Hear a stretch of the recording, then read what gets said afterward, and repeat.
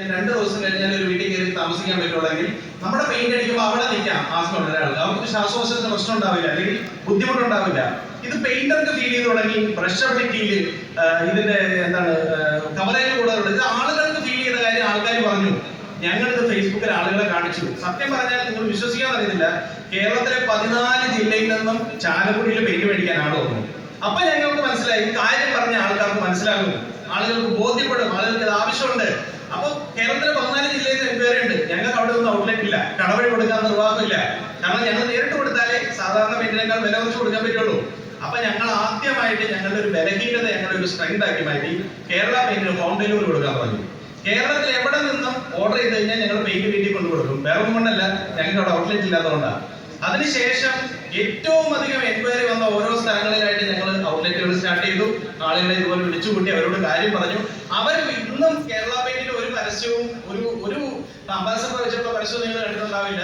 കണ്ടിട്ടുള്ളത് മുഴുവൻ ഒന്നെങ്കിൽ പെയിന്റർമാർ സംസാരിക്കുന്നതോ വീട്ടുകാർ സംസാരിക്കുന്നതായിരിക്കും.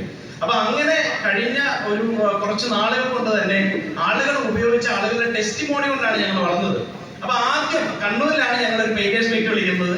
അപ്പൊ ഞങ്ങൾക്ക് അറിയില്ല സാധാരണ ഒരു പെയിന്റ് കമ്പനി പെയിന്റർമാർക്ക് എന്തൊക്കെ കൊടുക്കുന്നുണ്ട്, ഞങ്ങൾക്ക് എന്തൊക്കെ കൊടുക്കാൻ പറ്റും. ഞങ്ങൾ ഇതുപോലെ പെയിന്റർമാരെയൊക്കെ വിളിച്ചു കൂട്ടിയപ്പോ ആദ്യം ഒരു ചേട്ടൻ എനിക്ക് എന്നിട്ട് എന്നോട് ചോദിച്ചു, എത്ര ശതമാനം കമ്മീഷൻ തരും? അപ്പൊ ഞാൻ ചോദിച്ചു, ചേട്ടൻ എത്രയാണ് ആഗ്രഹിക്കുന്നത്? അപ്പൊ ആളൊരു ഫിഗർ പറഞ്ഞു. അപ്പൊ ഞാൻ പറഞ്ഞു, ഇപ്പോ എനിക്കിത് തരാൻ സാധിക്കില്ല, കാരണം ഞങ്ങൾ തുടങ്ങുന്നേ ഉള്ളൂ. ഇതൊരു മരം വളരുന്ന പോലെയാണ്, നിങ്ങൾ കുറച്ച് വെള്ളം ഒഴിച്ചു തന്നാൽ വളരുമ്പോൾ ഞങ്ങൾ തണല് തിരിച്ചു തരും. അവര് സമ്മതിച്ചു. അപ്പൊ ആ സമയത്ത് ടോക്കൺ ഇടാൻ പൈസ ഇല്ല, പെയിന്റർമാർക്ക് കമ്മീഷൻ കൊടുക്കാൻ പൈസ ഇല്ല, ഒന്നുമില്ല. ഞങ്ങളുടെ കാര്യം നിങ്ങളോട് പറയുന്ന പോലെ അവരോടും പറഞ്ഞു. ആൾക്കാർ സഹകരിച്ചു. ഞങ്ങൾക്ക് ടേൺ ഓവർ കൂടി.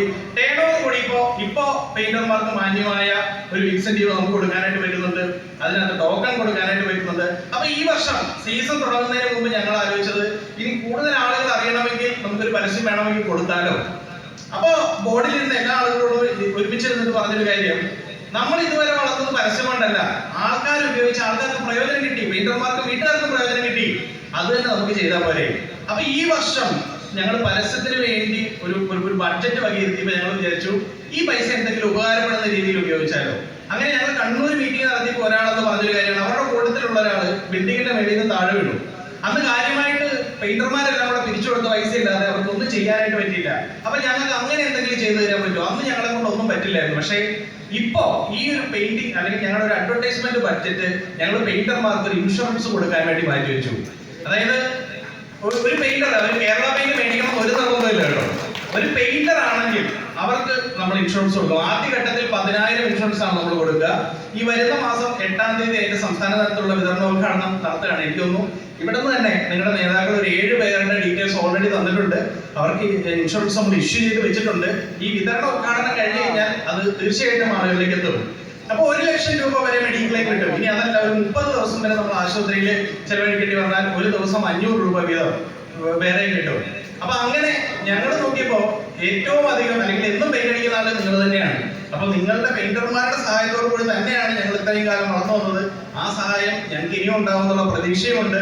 അപ്പൊ അതുകൊണ്ട് ഞങ്ങൾ ഒന്നും പ്രതീക്ഷിക്കാതെ തരികയാണ്. നിങ്ങളെല്ലാവരും വിശ്വസിച്ചാണ് ഞങ്ങളുടെ മാർക്കറ്റിംഗ് ബഡ്ജറ്റ് എടുത്ത് നിങ്ങൾക്ക് ഇൻഷുറൻസ് ആയിട്ട് തരുന്നത്.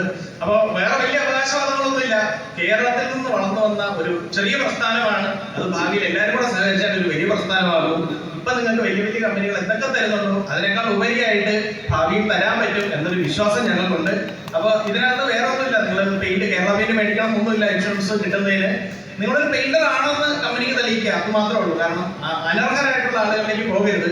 അപ്പൊ അതിന് ഓതറൈസ്ഡ് ആയിട്ടുള്ള സംഘടനകളുടെ ID കാർഡോ അല്ലെങ്കിൽ ഓതറൈസേഷൻ ലെറ്ററോ ഉണ്ടെങ്കിൽ ഇൻഷുറൻസ് ഇഷ്യൂ ചെയ്യുന്ന ഓരോ ജില്ലയിലും ഇൻഷുറൻസ് കൊടുക്കുന്ന ദിവസങ്ങൾ നമ്മൾ അറിയിക്കും. അന്ന് അവിടെ വന്ന് നിങ്ങളുടെ പേരും ഡീറ്റെയിൽസ് നോമിനി ഡീറ്റെയിൽസ് തന്നു കഴിഞ്ഞാൽ 2 ദിവസത്തിനുള്ളിൽ നിങ്ങൾക്ക് പോളിസി കയ്യിൽ കിട്ടും.